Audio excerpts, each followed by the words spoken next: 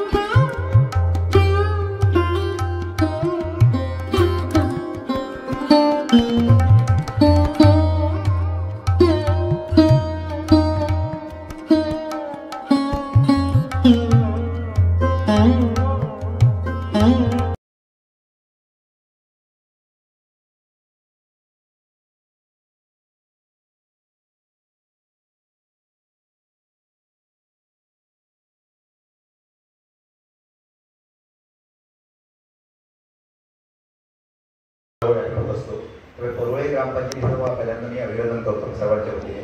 संपूर्ण सिंधुदुर्ग जिल्ह्याला ते आदर्श आपण शोधत असतो, कारण लांब लांब जाऊन आपण आदर्श बघत असतो। अनेक महाराष्ट्राच्या कुठल्या कानात ते 100% आदर्श आहेतच, पण आपल्या शेजारी सुद्धा अशा प्रकारचे आदर्श आहेत। हे सुद्धा आदर्श आपण जिथे जाऊ त्या ठिकाणी सांगितलं पाहिजे। मी परोळे ग्रामपंचायतीचं म्हटलं ते प्रसन्नता वाटते की सगळं काही शिस्तबद्ध, सगळं काही एवढी ठीक शिस्तबद्ध दिसते, खूप छान दिसते, मांडणी खूप चांगली वाटते। हा संदेश आपल्याला या निमित्ताने पण देता येईल। संदेश लोकांना की संवेदनशील बाई बाब आहे, सर्वांना समाजामध्ये मी मत करतो। रक्तदान म्हणजे काय, आपल्याला कोणा काही संस्थान सिंधुदुर्ग ही आपली संस्था आहे, ही आपल्या सर्वांची संस्था आहे। म्हणजे आज जे लोक, जी मंडळी, जे कान सिंधू रक्त प्रतिष्ठानचा शब्द ऐकता आहे हे सगळे सदस्य झालेले आहेत। त्याच्या माध्यमातून संपूर्ण सिंधुदुर्ग जिल्हा, संपूर्ण महाराष्ट्र, संपूर्ण भारत अतिशक्ती वाटेल, पण जगात रक्ताची कधी गरज लागली तुम्ही आम्हाला फोन करू शकता।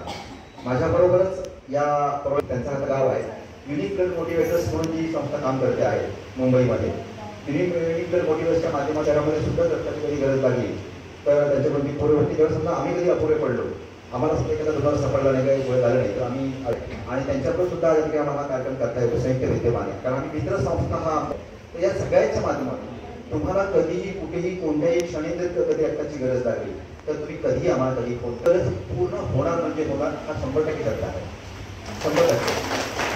आणि आपली जी संस्था चित्र प्रतिष्ठान ही गेली 33 वर्ष काम करत आहे, त्यापासून हे काम करते. आनंद वेंगुर्लेकर आणि सुधीर पराडकर ही दोन नावं मी जर घेतली नाही तर माझ्या बोलण्याला अपयश पडली.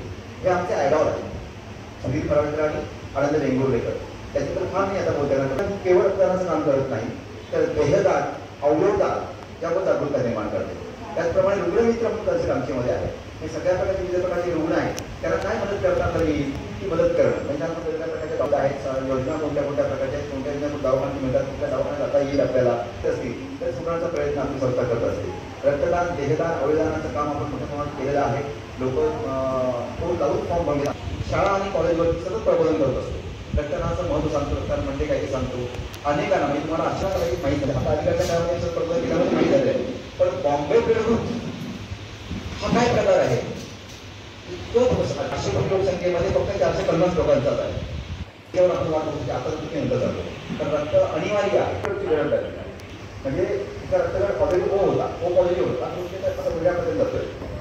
त्याचा आजूचा धोका कमी होतो, सुधारतो. रक्तदाब जो आहे तो चिकटपणा कमी होतो नियमित रक्तदानामुळे आणि रक्ताच्या गुठळ्या तयार होण्यास प्रतिबंध करतात. हृदयविकाराचा झटका आणि स्ट्रोकचा धोका कमी होतो.